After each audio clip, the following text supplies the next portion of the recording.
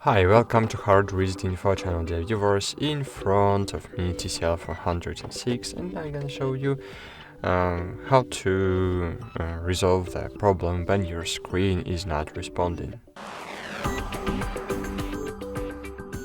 So basically it's very easy to solve. To do it, you just need to press and hold power button and volume up buttons together for about 15 seconds.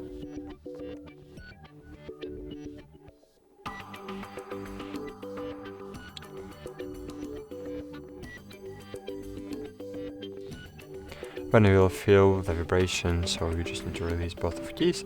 But of course, it will not help you if your screen is damaged. It just can help you if Android system is freezing and screen is not responding because of Android. But if you have the physical damage of your device, of course, it can't help you. Okay, so what we need to do now we just need to press on the power button and our device will reboot.